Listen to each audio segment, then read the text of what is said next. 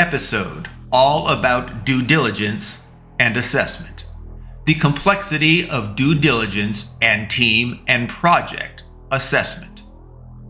There comes a time when projects and developers and companies must be assessed for their ability to deliver on a promise, to deliver on the work that they have committed to.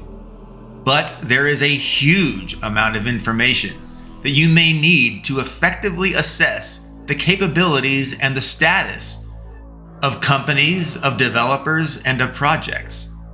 The process of reviewing companies, developers, and projects for their abilities and status can be extremely complicated and is inevitably tailored to every project, every group, every company, and opportunity.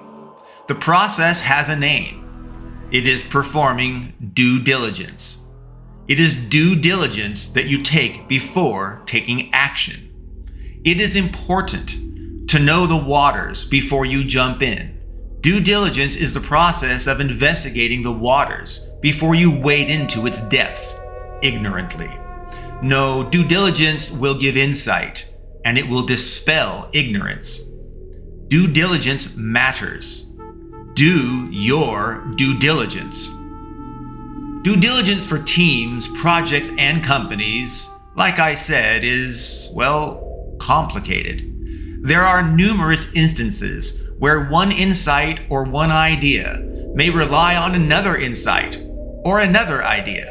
Such concept dependencies have required that I repeat some information or concepts. I have tried to minimize any repetition, but on the other hand, hearing something multiple times, especially through an audio format like this, may reinforce them. I must confess something. Most of the information and ideas that you're going to hear from me are from my mistakes. Yes, over my career, I have stumbled, faltered, even failed in a multitude of ways, directly or through contracted companies and developers indirectly. My offered hope in due diligence insight here is derived from my failures as an individual engineer, as a freelance developer, as a lead engineer, technical director, as a studio director and chief technology officer, and finally as a chief operating officer. I'm sure you get the idea. I have a wide range of perspectives and experiences in due diligence. And so, these episodes that you will hear following are in a way about my failures, but they are, in hope, failures that offer some valuable insight, maybe at least one small nugget that will benefit you in your endeavors. It is very difficult, at least for me, to communicate the magnitude of information and ideas that span a project and a company or team for assessment, especially when you come in cold, with limited or even zero prior knowledge. You never know when you go in for due diligence. Is it something you already know about? Or is it like a cold call, completely ignorant walking into the dark? As a result, much of what I will share will be a mix of high-level and minutiae detail. It may feel like a very long list of things to do or look for. Therefore, I ask and say it is imperative. Don't take everything here as gospel or fact. Avoid checklist management. That's right, checklist management is bad. Use checklists for what they are, just prompts for ideas, things that you might check, but that you may simply say, I will ignore. Use your common sense and employ only things that matter. Embrace the ideas or the questions that are relevant to your project and your needs and your objectives. All of that said, checklists are extremely useful to ensure that you have at least thought of everything, even if you decided to to not go further than merely confirming that it does not apply, or is simply not important enough to pursue in the moment. And so, here follows my recommendation for a very super techy, checklist heavy, high level summary of things that you might consider when assessing a team or project through due diligence. Let's talk about capability gap analysis. The objective of capability gap analysis is to assess the ability against the need that spans the different disciplines and domains that are required for a given project. Capability gap analysis should be applied wherever work will be done, on core teams, in content teams, in expansion teams, and ongoing maintenance and service teams. Capability gap analysis spans, like I said, disciplines, but also subject matter experts and group and project leaders. Capability gap assessment should include experience design, things like gamification, tuning, balancing, and the like. Experienced designers are usually lower level producers as they aspire to rise to become more senior producer roles. By the way, as an aside, it is bizarre to me how it is common for quality assurance or testers to become junior grunt producers on game design, and then they might hope to be promoted to product producers. They actually are assigned to own businesses with marketing and public relations expertise. And then they hope to become executive producers, where they might oversee multiple products or one very huge, massive product. And there are rarely education or training paths for these very distinctly different and disparate roles of producer to learn about the next higher level, outside of simple apprenticeship learning on the job from their more veteran leaders. Like I said, bizarre, the trajectory path for most producers. Let's continue. Art and animation and lighting. Artists, of course. Also, rendering and animation engineering domain experts. Note, very often game animation is tied to game logic, input interaction timing, and even computer game AI-driven behaviors. Capability analysis should include sound design and music composition, all things audio. It should include user interface, UI, graphics user interface, or GUIs, input control, flow, and cues. It should include human-machine interface, or HMI, designs, user interface art, user interface buttons and windows, pop-ups, screen connection links and flows, and their transitions.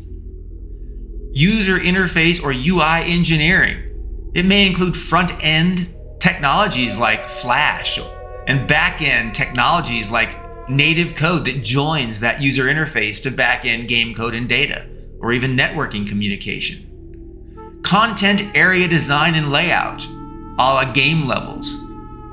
This might mean junior producers or that QA tests that are hoping to become producers. They may be assigned to area level design and layout and tuning and balancing. Your analysis should include generalist engineering, the jacks of all trades, workhorses of just getting stuff done. It should include motion capture, mocap, for body and face. It should include film and computer generation CG, video, and high-resolution poster render versions. It should include promotional high-resolution video and still image capture capabilities. It may include virtual and augmented reality overlays, depending on the experience. It might include client, cloud, networking, low-level, and high-level technologies and interfaces. Your capability assessment may require investigation in optimization under performance, data, and memory and storage. It may include tools, ingestion, build, pipeline engineering, and management. It might include on-team integrated and separate from team quality assurance test teams. This may include test engineering as well for automated testing. It might include localization and internationalization. By the way, I have to tell you something about that. I have always disliked how translators have separated localization from internationalization. Localization is literal translation of text, where internationalization is more cultural intent translation. It's not a one-for-one translation. They might even entirely replace paragraphs for something else that merely communicates the spirit or intent of the message. Let's continue. Capability assessment may include database design and architecture. It might include something simply as SQL or MySQL, but whatever the database tech they use. Typically, games and software have some kind of database and therefore have some kind of data design, and they may have tools for data reduction, mapping, and analysis. Assessment may include telemetry and analytics, engineering, product integration, analysis, reporting. Some may call this business intelligence or BI. Expertise should at least include telemetry and analytics design, data map reduction, and analysis. Assessment may include platform, device, and operating system expertise. A few experts can keep a group moving. They're often the team lubricant. Without them, teams falter and fail. Assessment may include those subject matter experts in design, art, audio, technology, management, marketing, PR, you name it. You may have a special subject matter expert known as the fixer. A project fixer, just in case things go off the rails. Hopefully, you'll never need the fixer. Assessment may require device and hardware engineering, particularly for experiences that deliver new hardware. Assessment may require release management. Release management is essentially critical for products with ongoing content releases, updates, and patches. Capability assessment should include investigating sustainment and maintenance post-launch. Should it have automated machine monitoring for health of operation? Should there be on-call 24/7, 365, real people ready to respond? Maybe the product doesn't need full-time dedicated people, depending on its scope or service level. Perhaps it only needs secondary or escalation people. Should the product have a version to revert? Should there be an irrecoverable circumstance or failure that must be recovered, yet cannot, so you need to revert? Capability assessment should include marketing and public relations. It should include legal, contracts, middleware, open source licenses, and the like. Watch out for open source licenses, especially like GPL. They handcuff much of what you can do, and you usually must share back any changes that you make to that open source middleware. So there are no secrets or advantages for you. Merely a jump start from the beginning. Make wise choices. Consult legal. Consult your corporate lawyers.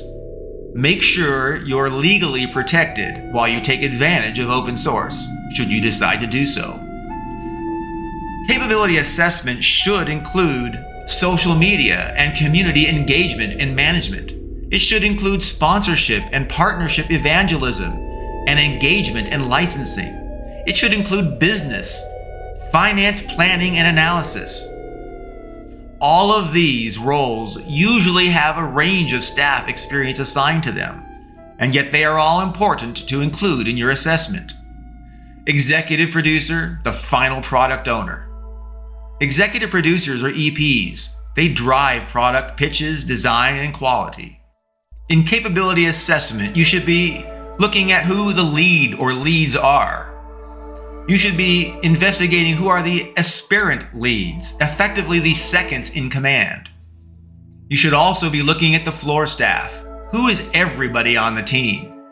And like I mentioned earlier, who is the fixer? Who is the identified product fixer who's on call to save the day should things go sideways? Who are the discipline directors? People like creative directors, technical directors, computer graphics supervisors or CG soups, audio directors, user interface, front-end user interface, user experience, human-machine interface directors, otherwise known as UI, UX, HMI directors. Cloud and networking directors. Directors often operate across multiple products and teams. Company leaders and final decision makers should be identified. They might be studio directors, vice presidents, CEOs, or outright corporate owners. Company leaders are responsible in the end for everything for their company, period. Due diligence assessment requires a tremendous amount of knowledge, both expert and broad and holistic. I hope this very broad, high-level list has given you some idea of the kind of information and areas we're going to delve in these following episodes. And again, it's a lot to digest, especially through words, so I do hope that you can garner some nuggets out of it and that I have done a decent job communicating, and thank you for listening.